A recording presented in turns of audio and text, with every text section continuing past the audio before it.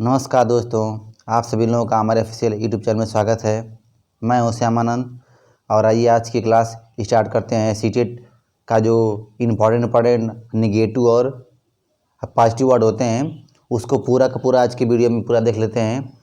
और देखिए, इससे पहले आपको हर सेक्शन का पूरा सीरीज में क्वेश्चन के तौर पर पूरा करा चुके होंगे।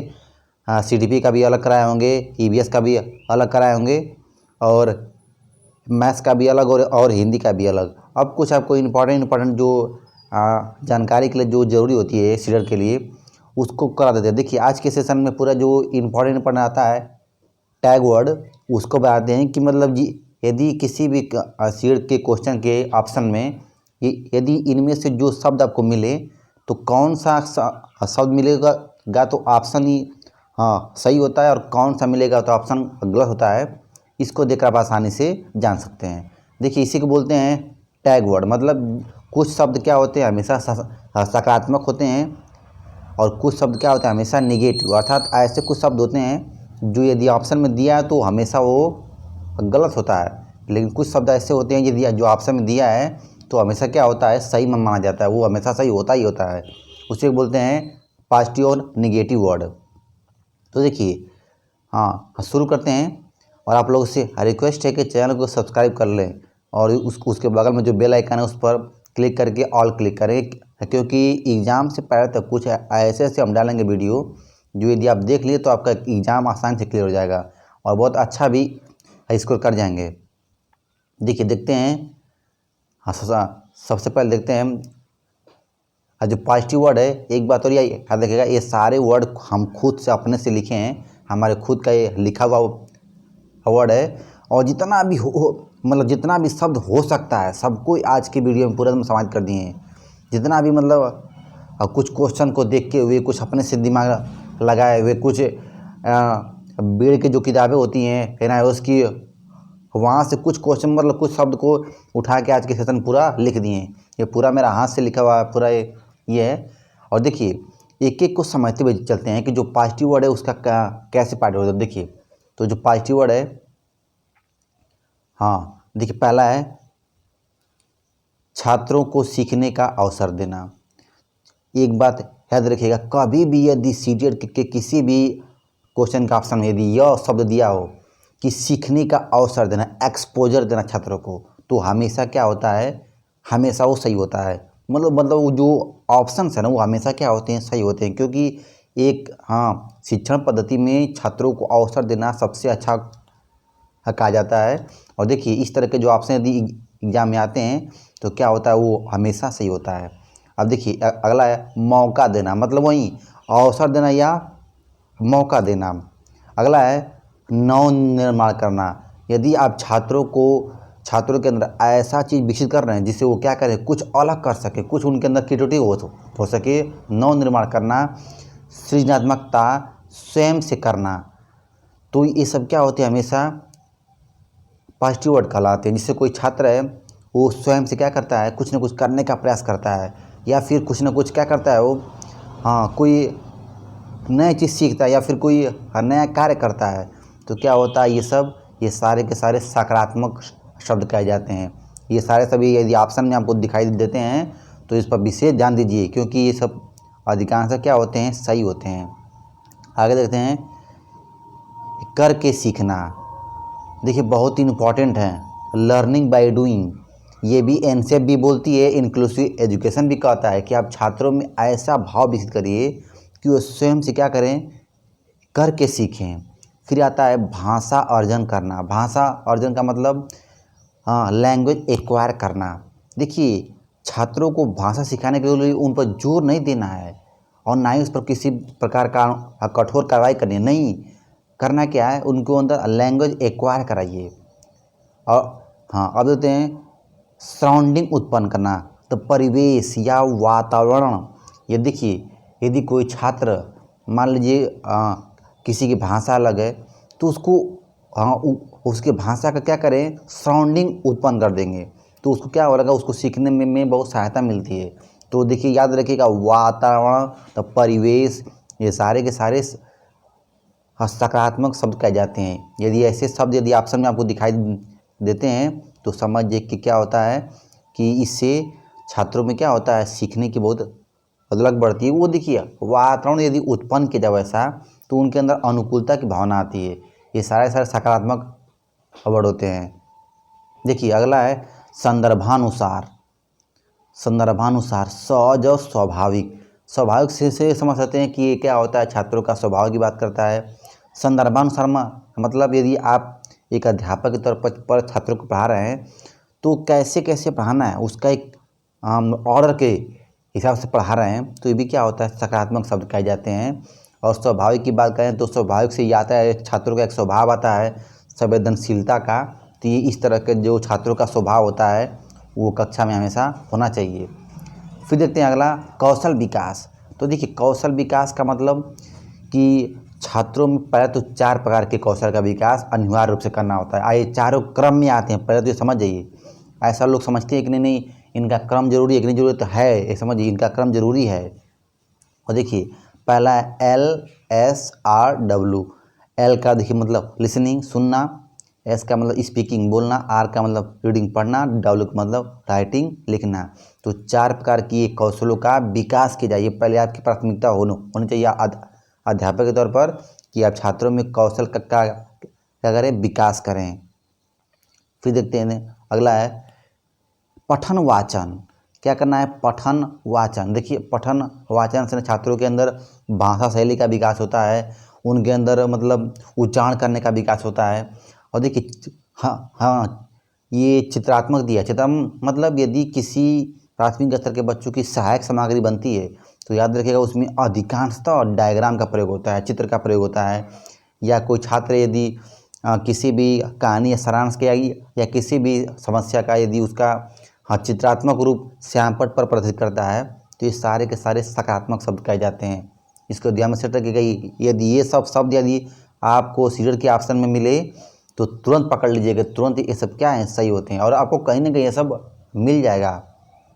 और देखिए अगला है अर्थपूर्ण। ये भी सकारात्मक शब्द है। भावपूर्ण ये भी सकारात्मक शब्द होता है। हाँ आगे देखिए भाषा प्रयोग की क्षमता, ये भी आपका सकारात्मक शब्द होता है कि आपकी भाषा प्रयोग की क्षमता कैसी है कैसी नहीं है। ये इस पर आधारित सीडर में क्वेश्चन कई बार आ चुके हैं, तो इसको ध्यान में सेट रखिएगा। और देखिए स्वयं खोजना मतलब स्वयं से, उसे बोलते हैं स्वयं से समस्या को जानने का प्रयास करना। यदि छात्र किसी समस्या को स्वयं से जानने का प्रयास करता है, स्वयं उसको दूर करता है, तो ये सबसे सकारात्मक शब्द कहे जाते हैं। इस तरह के जो शब्द आते हैं एग्जाम में, तो शब्द को ध्यान से अपने सेट में रखिएगा। और नहीं तो हो सके तो हमारे साथ साथ मतलब कापी पे इसको पूरा लिख लीजिए और एग्ज़ाम देने से पहले बस एक बार इन शब्दों को देख लीजिएगा कि कौन सकारात्मक और कौन नकारात्मक है। देखिए अगला है शिक्षण विधि का प्रयोग अंतर्दर्शन विधि। देखिए हमें छात्रों को टीचिंग कैसे करना चाहिए, कैसे पढ़ाना चाहिए, तो सबसे अधिक उसमें शिक्षण विधि का प्रयोग अधिकांश से किया जाए। जैसे अगर गणित है तो उसमें आगमन विधि प्राथमिक के लिए, उच्च स्तरों के लिए निगमन विधि, इस पर विशेष ध्यान देना। देखिए अंतर्दर्शन विधि होता है। अंतर्दर्शन मतलब छात्रों की अंतःक्रियाओं को जानना और जानने के बाद उनके अंदर विशेष रूप से उनकी क्रियाओं को मतलब उत्साहित करना, ये क्या होता है, अंतर्दर्शन विधि होती है। अब देखते हैं अगला है बुद्धि। तो बहुआयामी बुद्धि, याद रखिएगा आप लोगों से पहले बताए थे कि यदि सीटेट में बुद्धि पर आप यदि क्वेश्चन बनता है तो उसमें अधिकांश क्या सही होता है, बहुआयामी। अधिकांशतः सही माना जाता है कि बहुआयामी बुद्धि को हमेशा सही कहा जाता है, क्योंकि देखिए ऐसा कहा जाता है कि मानव बुद्धि एक जटिल प्रक्रिया है जो कई सारे कारकों से मिलकर बनी होती है। जो आयाम मतलब समझते हैं, फैक्टर उसको बोलते हैं अंग्रेजी में, फैक्टर या कारक। तो देखिए फैक्टर या जो कारक होता है तो इसका मतलब कि वो कई सारे फैक्टरों से मिलकर बने होते हैं, कई सारे आयामों से क्या होती है, वो मिलकर बनी होती है। तो ये याद रखिएगा बुद्धि का एक, जहाँ भी बुद्धि आए वहाँ क्या समझिएगा कि बहुआयामी बुद्धि आया। कौन दिया है, तो गार्डनर का है, ये भी याद रखिएगा। ये गार्डनर एक साइकोलॉजिस्ट हैं, उन्होंने अपना ये बुद्धि का बहुआयामी सिद्धांत प्रस्तुत किया था। आगे देखिए अब प्रेरित करना बहुत ही इंपॉर्टेंट वर्ड है। यदि कहीं भी शब्द आपको ध्यान दिखाई दे किसी भी ऑप्शन में तो तुरंत टिक मार देंगे। प्रेरित करना, उत्साहित करना, ये भी बहुत ही इंपॉर्टेंट वर्ड है। यदि कहीं भी आपको क्वेश्चन के ऑप्शन में दिखाई दे प्रेरित करना, उत्साहित करना, तुरंत टिक मार देंगे, तुरंत सही होता है। देखिए सहयोग करना और अंतःक्रिया, यह दोनों आपको ना वाइगोत्स्की का यदि कहीं क्वेश्चन आता है तो उसमें आपको जरूर मिल जाएगा। देखिए वाइगोत्स्की ने क्या बताया था कि सामाजिक या सहयोग से बालक का विकास होता है। अंतःक्रिया द्वारा, आप देखिए दिया है अंतःक्रिया द्वारा, मतलब एक छात्र है वो किसी के साथ अंतःक्रिया करके कुछ ना कुछ क्या करता है, सीखता है। तो ये भी सारे सकारात्मक शब्द हैं, समझ जाइए। यदि कहीं ऑप्शन में सब आपको मिलता है तो हमेशा क्या होता है, सही होता है। यदि कहीं भी दिखाई दे तो उसको तुरंत सही कर जाइए। वो समझिए कि तुरंत बस ये सारे शब्द बस क्या करना, आपको देखना है, पकड़ना है कि ऑप्शन में दिया है कि नहीं दिया है। दिया है बस तुरंत उस पर विशेष ध्यान दीजिए। अधिकांश क्या होते हैं, वो सही होते हैं। हाँ आगे देखिए, हाँ संदर्भित पुस्तक, सहायक सामग्री और प्रत्यक्ष ज्ञान। देखिए संदर्भित पुस्तक याद रखिएगा, सबसे पहले बात तो संदर्भ भी वो तो मतलब जो टॉपिक आप पढ़ा रहे हैं उससे संबंधित जो सहायक सामग्री होती है, जो पुस्तक होती है, उसका सहायता से छात्रों में जो समझने की क्रिया होती है ना वो बहुत अधिक होती है, बहुत तेज होती है। तो याद रखिएगा सहायक सामग्री या संदर्भित पुस्तक का प्रयोग शिक्षण में बहुत महत्वपूर्ण होता है। देखिए एक राजस्थान के एक थे दौलत सिंह कोठारी, आप लोग जानते भी होंगे, उनका एक आयोग भी आता है, कोठारी आयोग। तो देखिए उन्होंने बोला था, राजस्थान के उदयपुर के थे वो। देखिए उन्होंने क्या कहा था कि शिक्षा में ना क्रांति कैसे आ सकती है, तो कैसे आ सकती है जानते रहिएगा, सहायक सामग्री से। उन्होंने क्या बोला था कि यदि शिक्षण में क्रांति लानी है, शिक्षण में रुचि उत्पन्न कराना है, शिक्षण की प्रक्रिया को इफ़ेक्टिव बनाना है, तो आपको सहायक सामग्री का प्रयोग करना पड़ेगा। तो ये उन्हीं का कथन है, दिमाग में सेट रखिएगा। क्वेश्चन पूछ देगा कि शिक्षण में क्रांति कैसे आती है, तो क्या बताएंगे, सहायक सामग्री से या संदर्भित पुस्तक से। देखिए प्रत्यक्ष ज्ञान मतलब सामने सामने क्या करें, ज्ञान का आदान प्रदान किया जाए। ये सारे के सारे क्या होते हैं, सकारात्मक शब्द कहे जाते हैं। देखिए अगला है, देखिए दैनिक जीवन से जोड़ना बहुत ही इंपॉर्टेंट है। Link the subject with real life. किसी यदि आप कोई भी टॉपिक पढ़ा रहे हैं, कोई भी विषय पढ़ा रहे हैं, ये सारे वर्ड ये मत ध्यान दीजिएगा कि बस एक ही टॉपिक में आएगा, नहीं। हिंदी में, ईवीएस में, संस्कृत में, इंग्लिश के में, सीटीपी में, हर जगह आएगा, मैथ में। और देखिए दैनिक जीवन से यदि आप जोड़ कर पढ़ा रहे हैं बच्चों को तो सबसे सकारात्मक कहा जाता है। दूसरा अगला है बाल केंद्रित शिक्षा। हमेशा शिक्षा केंद्रित नहीं, बाल केंद्रित, चाइल्ड सेंट्रिक एजुकेशन, इस पर विशेष ध्यान देते हैं। हमको इस प्रकार की शिक्षा को सर्वाधिक महत्व देना है। देखिए अगला है अवधारणा का विकास। छात्र में क्या करेंगे, सूत्र नियम का मतलब विकास नहीं, उससे संबंधित अवधारणाओं का विकास करेंगे। ये भी क्या होता है, सकारात्मक शब्द कहे जाते हैं। छात्रों का सर्वांगीण विकास करना, ये भी क्या होता है, सकारात्मक शब्द। सर्वांगीण विकास, संज्ञानात्मक विकास, सारे क्या होते हैं, सकारात्मक शब्द कराए जाते हैं। बहुभाषा का प्रयोग। देखिए इस पर यदि लैंग्वेज में बात करें तो आपके सामने इस तरह के क्वेश्चन मिलेगा। देखिए कक्षा में हमेशा एक भाषा में पढ़ाना यह अच्छा शिक्षण नहीं है।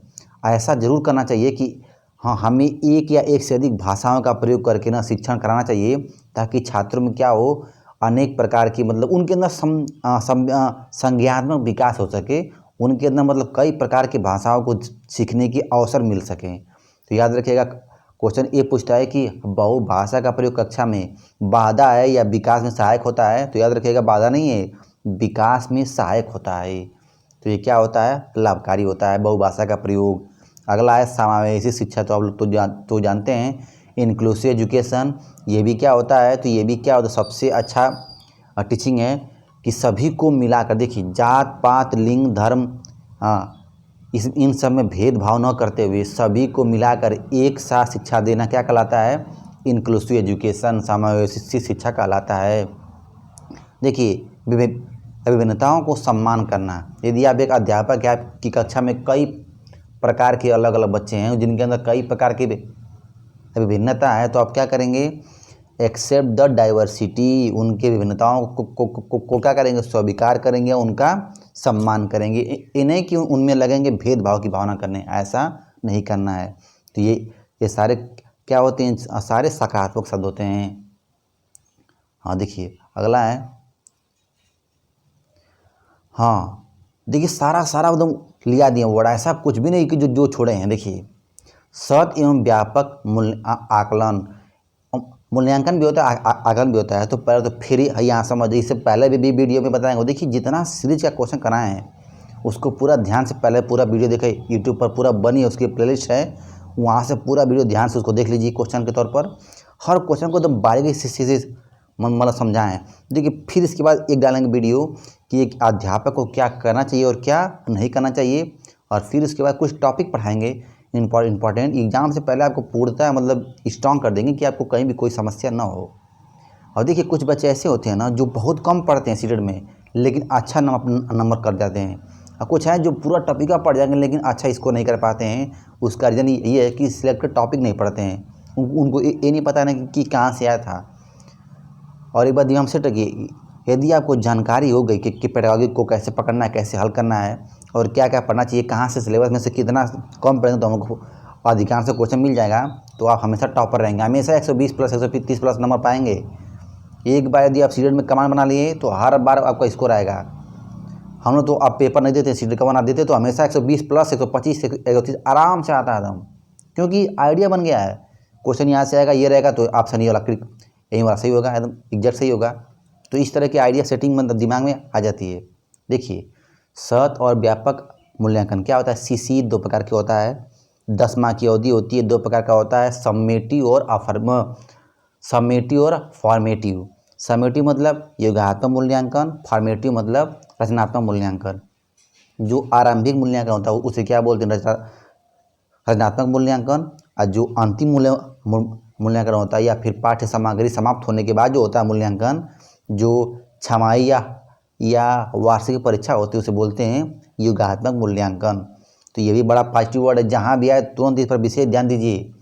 इस तरह की देखिए सीसी पर ना आपको सीरियल में क्वेश्चन देखने को पक्का मिलेगा, तुम लिख लीजिए, लिखित प्रमाण बोल रहे हैं कि इस पर आपको क्वेश्चन जरूर मिलेगा। और जो बात बताएं बस इतना ध्यान देंगे तो आप क्वेश्चन का ऑप्शन तुरंत टिक कर देंगे। अमूर्त चिंतन का विकास करना, ये भी बहुत इंपॉर्टेंट वर्ड है। हाँ हमको ऐसा करना चाहिए ना कि जो छात्र की अस्मरण शक्ति का विकास हो, मानसिक क्षमता का विकास हो। निर्माणकारी उपागम मतलब छात्र ऐसे बने कि स्वयं से कुछ ना कुछ अद्वितीय करने का प्रयास करें, स्वयं से क्या करें, कुछ ना कुछ अलग करने का प्रयास करें। उपचार करना, अवलोकन, देखिए एक आता है उपचारात्मक, देखिए नीचे लिखे हैं उपचारात्मक और निदानात्मक। रिमेडियल और डायग्नोस्टिक, अंग्रेजी में बोलते हैं रिमेडियल और डायग्नोस्टिक। देखिए होता क्या है कि पहले उपचार करना मतलब समस्या का निदान करना, तो वो क्या कहता है उपचार, समस्या का उपचार करना। और देखिए क्या होता है निदानात्मक, समस्या को जानना और फिर उसका निदान करना, क्या कहलाता है निदानात्मक। तो ये दोनों का दोनों पॉजिटिव वर्ड हैं। यदि ऑप्शन में कहीं आपको दिखाई दे दें तो तुरंत टिक मारिए, तुरंत इस पर टिक मारिए। ये समझिए कि सारे के सारे क्या होते हैं, पॉजिटिव वर्ड होते हैं। देखिए अगला संप्रेषण, अभिव्यक्ति और वार्तालाप। जब आपको हिंदी का हम क्वेश्चन सीरीज करा रहे थे तो उसमें आपको विशेष तौर पर बताए थे कि लैंग्वेज में इसका बड़ा प्रयोग होता है। लैंग्वेज में, भाषा विकास में यदि संप्रेषण, अभिव्यक्ति या वार्तालाप ये सब शब्द दिए हैं तो सारे के सारे क्या होते हैं, सकारात्मक शब्द होते हैं। सबसे अधिक भाषा का विकास पता कैसे होता है, संप्रेषण से, अभिव्यक्ति से, वार्तालाप से, बातचीत से क्या होता है, भाषा का विकास होता है। देखिए अगला है आगमन विधि, बहुत ही इंपॉर्टेंट, जानते हैं प्राथमिक स्तर पर जो विधि प्रयोग होती है क्या, उसे क्या बोलते हैं, आगमन विधि। इसके 4 सूत्र होते हैं, सामान्य से विशिष्ट की ओर, सूक्ष्म से स्थूल की ओर, ऐसे कुल 4 इसका सूत्र होता है।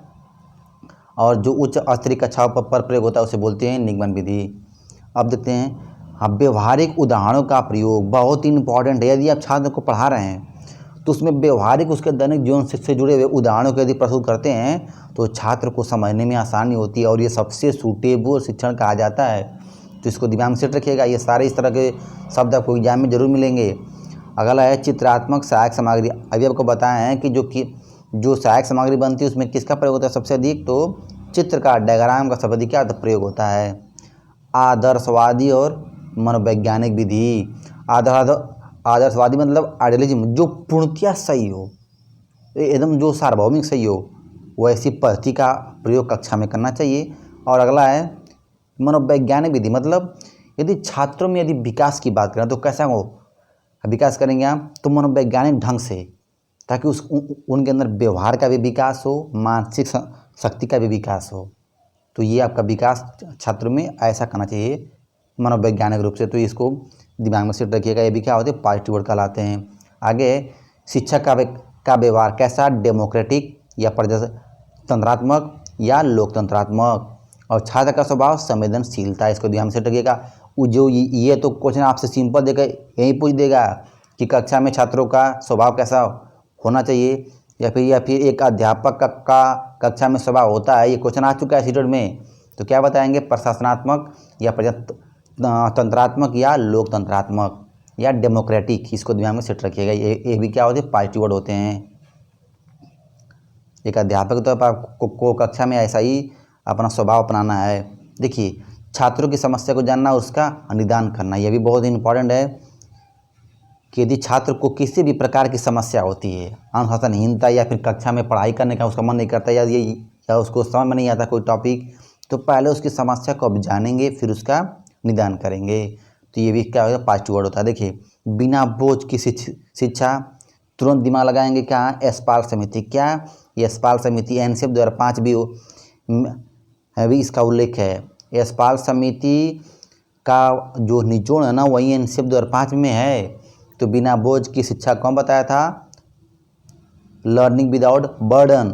तो देखिए, हाँ, बिना बोझ की शिक्षा कहीं भी यदि आपको दिखाई दे तो तुरंत ऑप्शन टिक मार दीजिए। संज्ञानात्मक विकास पॉजिटिव वर्ड है, जिन ब्याज भी हैं और ऐसे भी पॉजिटिव वर्ड है, कहीं भी दिखाई दे तुरंत इस पर विशेष ध्यान दीजिए। विशेष क्या समझिए कि अधिकांश क्या होती है, ये सही होते हैं। रुचि उत्पन्न कराना इम्पॉर्टेंट है। आप यदि कोई विषय पढ़ा रहे हैं तो अब छात्रों में विकास के लिए क्या करेंगे, उनके अंदर इंटरेस्ट उत्पन्न कराएंगे। उद्देश्य बताना, जानते हैं किसी भी सब्जेक्ट का तो सबसे पहले छात्रों को ये जरूर है होता है कि आप अध्यापक हैं तो उसका उद्देश्य पर उनको बताइए कि इसका पढ़ने का उद्देश्य क्या है। यदि हाँ, ये हर विषय का आपको उद्देश्य बताना जरूरी होता है। आगे अपसारी चिंतन, कौन सा चिंतन, अपसारी चिंतन, डाइवर्जेंट थिंकिंग। इस तरह ऐसा थिंकिंग, जैसे देखिए आप एक टॉपिक पढ़ा रहे हैं, उससे संबंधित कई सारे टॉपिकों के बारे में यदि छात्र सोचता है तो उसे क्या बोलते हैं, डाइवर्जेंट थिंकिंग। और इस तरह का चिंतन अब छात्रों में विकसित करेंगे। चिंतन दो प्रकार का होता है, अपसारी और अभिसारी। तो अपसारी चिंतन से क्या होता है, उससे छात्रों के अंदर बहुत सारे क्रियाओं को सीखने का विकास होता है। तो ये आपका पूरा समाप्त हो गया द पॉजिटिव वर्ड। और आप लोग से देखिए रिक्वेस्ट है, देखिए वीडियो को लाइक करें, शेयर करें और चैनल को सब्सक्राइब जरूर करें। जितना भी टॉपिक है ध्यान से पढ़ते चलें। अब आते हैं निगेटिव वर्ड पर। देखिए, टैग वर्ड में क्या होता है, निगेटिव वर्ड। देखिए, निगेटिव वर्ड में बस उन शब्दों को पकड़ना है जो निगेटिव या जो एजुकेशन में इनका अधिकांश प्रयोग नहीं होता है शिक्षण क्रिया में। देखिए, जैसे देखिए, केवल निगेटिव वर्ड है, क्योंकि हमको क्या लेकर चलना है, इंक्लूसिव एजुकेशन, समावेशी शिक्षा लेकर चलना है। दिया है केवल, निगेटिव वर्ड है। मात्र निगेटिव वर्ड है। केवल ही निगेटिव वर्ड है। एकमात्र, देखिए सारे वर्डों को ना एकदम क्रम से रख दिए हैं। बहुत सारे इसमें शब्द है, यदि गिनेंगे तो बहुत सारे हो जाएंगे। देखिए, बिल्कुल निगेटिव वर्ड है। दंड निगेटिव वर्ड है। शिकायत, ये सब निगेटिव वर्ड। कहीं भी ऑप्शन में आपको ये सब मिल जाए, बिना देखे इसको काट दीजिए।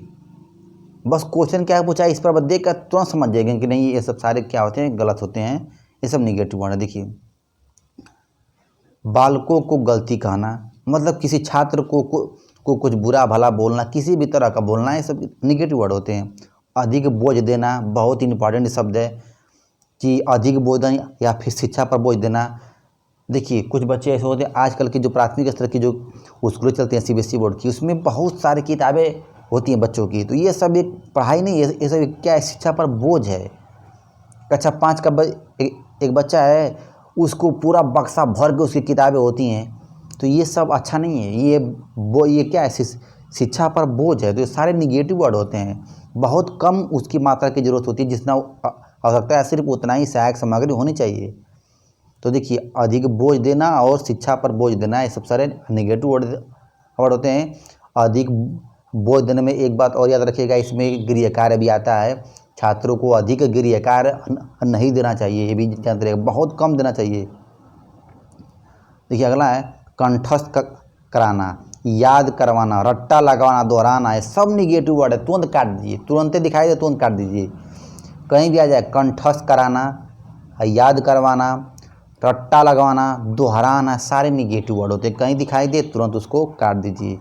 इस तरह के देखिए ये जो ऑप्शन है आपको ना ऑप्शन ये आपको दिखाई जरूर देगा, कहीं ना कहीं आपको दिखाई जरूर देगा। देखिए अगला है आर्थिक शब्द, देखिए आर्थिक शब्द है, ट्यूशन है, कीमती चीज़ें है, ये सब तो एकदम ऐसी काट दीजिए। यदि देखिए कहीं शिक्षण में गरीबी अमीरी की बात आए, पैसे की बात आए, या फिर कोई भी ट्यूशन पर कि अध्यापक क्या करेगा, छात्रों को अलग से ट्यूशन देगा या फिर कोई अलग से व्यवस्था करेगा, विशेष किसी से छात्र को ध्यान देगा, तो ये सब निगेटिव वर्ड होते हैं। यदि ऐसा कहीं शब्द आपको दिखाई दे तो उसको तुरंत काट दीजिए, क्योंकि ये सब निगेटिव वर्ड में आते हैं। देखिए चीज़ का मतलब कि वो छात्रों को ऐसा कोई चीज़ उपलब्ध कराए जिसका क्या जिसकी कीमत बहुत अधिक हो और कुछ विशेष छात्रों को उपलब्ध कराए, तो ये भी क्या होते हैं, निगेटिव वर्ड होते हैं। इन सब भी आप कभी विशेष ध्यान नहीं देंगे, ऐसे सारे निगेटिव वर्ड यदि आपस में कहीं मिलते हैं तुरंत काट दीजिए। आध्यात्मिक, दर्शन क्षेत्र और ज्योतिष, ये एकदम काट दीजिए। आध्यात्मिक तो एकदम ये याद रखिएगा, ये वैज्ञानिक दुनिया है, कैसे दुनिया वैज्ञानिक। यदि ऑप्शन में कहीं मनोवैज्ञानिक क्षेत्र की बात करें तो उसको सही मानेंगे, और आध्यात्मिक की बात करें तो ये तो एकदम गलत है। इस तरह की भावना या फिर ज्योतिष एस्ट्रोलॉजिस्ट की भावना ये सब छात्रों में कभी डालेंगे नहीं। आध्यात्मिक के प्रति छात्रों का कभी भी रुख नहीं मोड़ना है आपको, एक अध्यापक के तौर पर इसको आप विशेष ध्यान दीजिएगा। ये सारे क्या होते हैं, निगेटिव शब्द होते हैं, जो ये सब निगेटिव होते हैं। अगला छात्रों की उपेक्षा करना, मतलब छात्रों का क्या करना, बुराई बतवाना, बुराई करना, उनकी मतलब उनका अपमान करना, कक्षा में उनकी बेइज्जती करना, ये सब निगेटिव वर्ड होते हैं। ऐसा नहीं करना चाहिए, इससे छात्रों के अंदर उत्साह कम हो जाता है, छात्र हतोत्साही होने लगते हैं, तो ऐसा नहीं करना चाहिए। ये सब क्या होते हैं, निगेटिव वर्ड होते हैं। देखिए यह वीडियो सीनियर के बच्चों के तो हैं ही, साथ साथ में टीचरों के लिए भी ये बहुत ही इंपॉर्टेंट है, क्योंकि वो भी जाने कि हमको क्या कक्षा में करना चाहिए, क्या नहीं, कैसा हमको रुख करना चाहिए, कैसा नहीं, कौन सा पॉजिटिव कौन सा नेगेटिव है, ये सब छात्रों के साथ साथ अध्यापकों को भी जानना चाहिए। तो ये अध्यापकों के लिए भी वीडियो बहुत ही इंपॉर्टेंट। देखिए अगला है नियंत्रण, राजनीति, कठोर अनुशासन। आप जानते हैं यदि कोई छात्र कुछ काम कर रहा है, यदि अपने से कुछ करने का प्रयास करे तो उसको आप रोकेंगे नहीं। ये सब कंट्रोल। देखिए एजुकेशन में यदि कोई बहुत अधिक सीखने का प्रयास कर रहा है तो उस पर नियंत्रण लगाना सही नहीं होता है, ये निगेटिव वर्ड होते हैं। अगला है पॉलिटिक्स। आप जानते हैं कि शिक्षा को राजनीति से अलग रखना चाहिए, हमेशा अलग रखना चाहिए। राजनीति और कठोर अनुशासन, कभी भी ये कठोर अनुशासन तो कभी भी कक्षा में नहीं है, अलग रहना चाहिए। देखिए विद्यालय का पहला नियम होता है अनुशासन, लेकिन कठोर अनुशासन नहीं, कठोर नहीं है, एकदम गलत है कठोर। हाँ आगे देखिए मानक, परीक्षा, अंक, छात्रों का देखा। देखिए कभी भी किसी छात्र के अंकों को परीक्षा पर एकदम ध्यान मत दीजिए कि परीक्षा में कितना अंक पाया है, कितना नहीं, टॉपर है कि लास्ट बेंचर है, इस पर कोई ध्यान नहीं देना है। कुछ भी विषयों पर ध्यान नहीं देना है आपको, क्यों कितना अंक पाया, पास हुआ कि फेल, नहीं, इस पर विषय ध्यान नहीं देना। एकदम सब नेगेटिव वर्ड है, सब एकदम काट दीजिए पहले ही। छात्रों को अनदेखा करना, ऐसा भी नहीं करना है आपको। यदि कोई छात्र टॉपर है तो उसको आप विशेष ध्यान देंगे, यदि कोई लास्ट बेंचर है तो उसको आप ध्यान नहीं देंगे, ये ऐसा भी आपको कभी नहीं करना है। अध्यापक की तरफ होकर इसको आप विशेष ध्यान देंगे। किसी छात्र को अनदेखा और किसी को विशेष ध्यान देना, ऐसा नहीं करना चाहिए। ये सब क्या होते हैं, निगेटिव वर्ड होते हैं।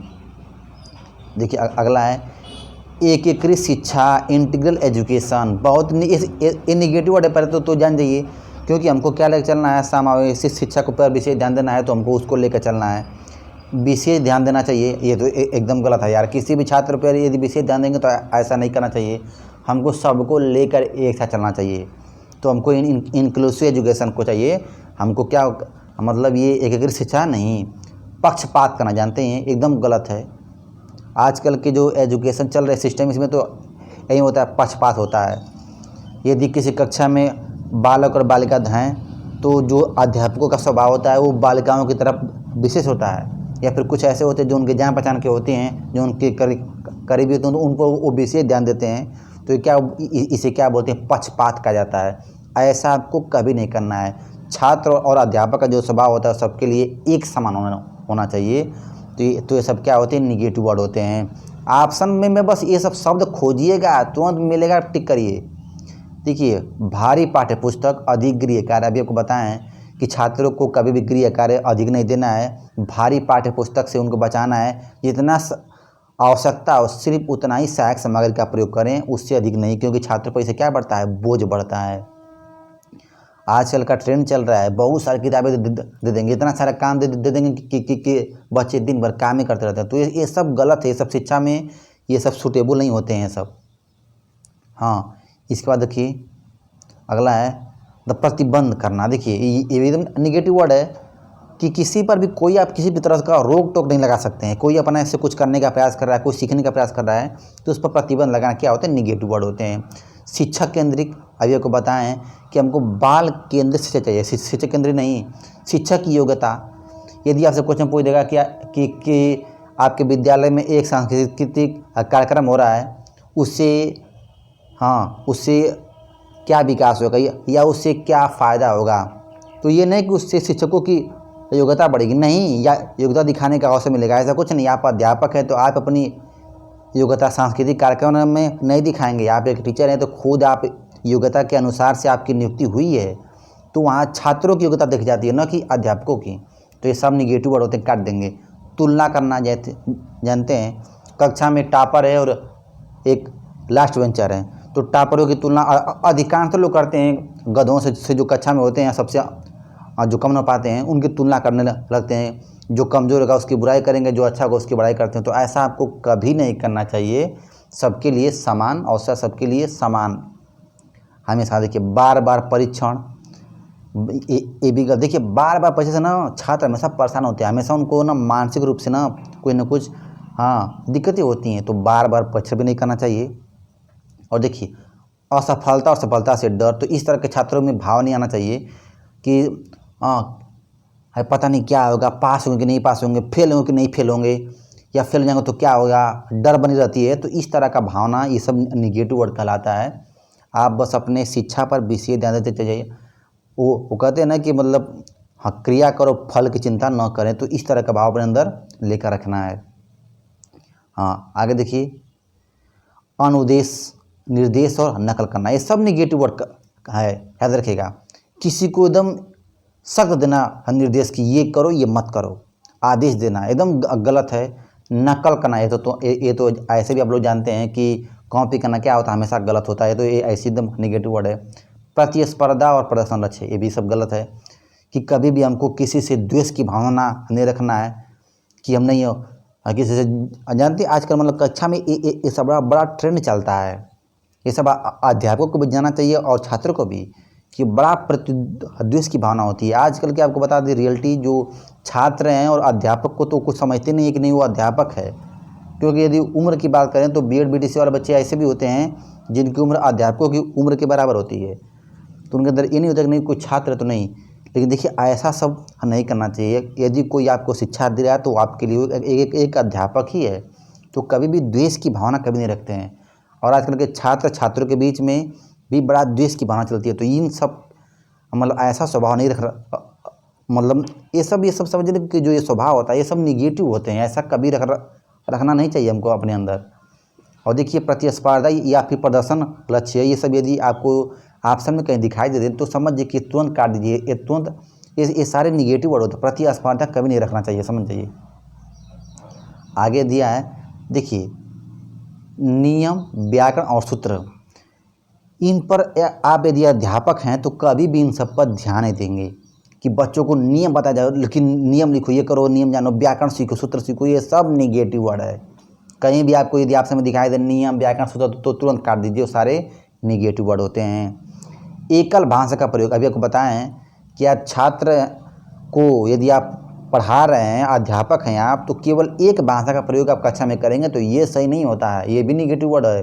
क्या करेंगे, बहुभाषी का प्रयोग, या कम से कम 2 भाषा। हिंदी पढ़ते तो कुछ न कुछ अंग्रेजी भाषा का प्रयोग करें, अरे जो भोजपुरी बीबी बोलते हैं वो भी अपनी लैंग्वेज में कहीं ना कहीं अंग्रेजी शब्द का प्रयोग करते हैं। जैसे ट्रेन है, स्कूटर है, ये सब इंग्लिश वर्ड है, कंप्यूटर है, ये सब इंग्लिश वर्ड हैं, लेकिन सभी लोग इसको प्रयोग करते हैं क्योंकि देखिए हमारी जो भाषा होती है ना उसमें कई भाषाओं का जो समावेश है, तो उससे छात्रों के अंदर संज्ञानात्मक विकास होता है। तो एकल भाषा का प्रयोग भी नहीं। रूढ़िवादिता, लैंगिक विभिन्नता, जानते हैं ये एकदम बहुत इंपॉर्टेंट वर्ड है। कभी भी इस तरह के सांप्रदायिक चीज़ों को लेकर किसी भी में भेदभाव नहीं करना चाहिए, आर्थिक रूप से लेकर भेदभाव नहीं करना चाहिए। देखिए आजकल कैसा होता है कि जो बड़े बड़े कॉलेज होते हैं उसमें यदि कोई बड़े पिता का लड़का है पढ़ रहा है तो अध्यापक ना उन सब की ओर विशेष ध्यान देते हैं कि नहीं भाई ये उनका बेटा है, किसी मंत्री के बेटा है, किसी का मतलब बड़े घर से बिलोंग करता है और कोई आर्थिक स्थिति से कमज़ोर, तो उस पर विशेष ध्यान मतलब देते नहीं है। तो इस तरह का जो कक्षा में रूढ़िवादिता होती है ना, ये ऐसा नहीं करना चाहिए हमेशा, कभी भी नहीं। सबके लिए एकदम एक समान। लैंगिक विभिन्नता मतलब कि लड़कों को अलग ध्यान दिया जाए, लड़कियों को अलग, उनके अंदर लैंगिक विभिन्नता की जाए, ये सब निगेटिव वर्ड समझ लेते, इसे बोलते हैं जेंडर बायस। ऐसा कभी नहीं करना चाहिए। ये सब निगेटिव वर्ड है, सबको एकदम एक समान। देखिए अगला है भाषा अधिगम पर जोर देना कि एकदम नहीं सीखो, एकदम सीखी कि ये हो, ऐसा नहीं करना चाहिए। कभी किसी भी चीज़ पर जोर नहीं देना चाहिए। माता पिता से शिकायत करना चाहिए, ये भी नहीं करना चाहिए। आप छात्रों की समस्याओं को स्वयं जान सकते हैं, उनको दूर करने का स्वयं प्रयास करिए। अप्रमाणित वस्तुएं, देखिए ऐसे चीज़ों का कभी भी छात्रों के सामने उदाहरण प्रस्तुत नहीं करना चाहिए जो क्या अप्रमाणिक हो, जिनका कोई अस्तित्व होता ही नहीं है, तो ऐसा कभी भी नहीं करना चाहिए। और एक बात याद रखिएगा, अधिगम भी जो होता है ना, छात्रों को सिखाएंगे भी तो अस्थायी ज्ञान सिखाइए, अस्थायी कभी नहीं। और देखिए कुछ और ध्यान दीजिएगा कि जैसे जो छात्रों में त्रुटियां होती हैं तो त्रुटियां भी अस्थायी, याद रखिए। देखिए अधिगम अस्थायी होना चाहिए और त्रुटियां अस्थायी होनी चाहिए, क्योंकि जो छात्र गलती करे उसको फिर से ठीक कर सकता है, लेकिन जो सही रूप से सीखे उसको पूर्णतः अस्थायी रूप से सीखे। तो ये सारे के सारे क्या होते हैं, निगेटिव वर्ड होते हैं, हम पूरा बता दिए। और आप लोग से रिक्वेस्ट है कि चैनल को सब्सक्राइब करें और देखिए वीडियो को ना अधिक अधिक लोगों के पास शेयर करें। और जितना भी इसमें शब्द लिखे हैं उसको कॉपी पर एक बार ज़रूर लिख लीजिए। एग्ज़ाम देने से पहले एक बार इसको ज़रूर देखा जाइएगा, आपको बहुत काम करेगा। देखिए ये सब ऐसे शब्द बताए हैं कि अभी आपको क्वेश्चन का आंसर यदि एकदम नहीं आ रहा है, आपको समझ नहीं आ रहा है, तो बस ऑप्शन में शब्द को पकड़िए और टिक मार दीजिए, काम आपका आराम से हो जाएगा, आप पास हो जाएंगे। ये पढ़ाई को पकड़ने का एक शॉर्ट ट्रिक था। इसके बाद आपको डालेंगे तो आप एक अध्यापक है, व्हाट टू डू व्हाट ना टू डू, आपको क्या करना है और क्या नहीं करना है, इस पर एक वीडियो मेरी आ जाएगी कल या परसों। और उसके बाद कुछ टॉपिक जैसे विकास और वृद्धि, कुछ विकास की अवस्थाएँ, जिन पियाजे बैगोस्की कोवलबर, और कुछ आपको मैथ में कुछ टॉपिक पढ़ाएंगे इंपॉर्टेंट पर, जहाँ से क्वेश्चन बार बार आते हैं। कुछ ऐसे टॉपिक आपको पढ़ाएंगे ना जहाँ से समझिए कि यदि मेरा वीडियो आप देख रहे हैं तो समझिए कि इस बात पर एकदम विश्वास रखिए कि जो वीडियो ध्यान से देख लिया मेरा, वो कभी फेल नहीं होगा, इस बात की एकदम गारंटी है। अरे मैं खुद यदि पेपर दूँ सीटेट का तो समझिए कि हर बार एकदम फिक्स है 125 130 हर बार आएगा, हर बार, क्योंकि एकदम सेट हो गया दिमाग में, आइडिया बन गई है कैसे करना कैसे नहीं। और यही हम भी चाहते हैं कि आपके अंदर भी इस तरह की आइडिया बन जाए, ताकि आप भी बार बार जब ये पेपर दें एकदम 125 130 आराम से पाएँ।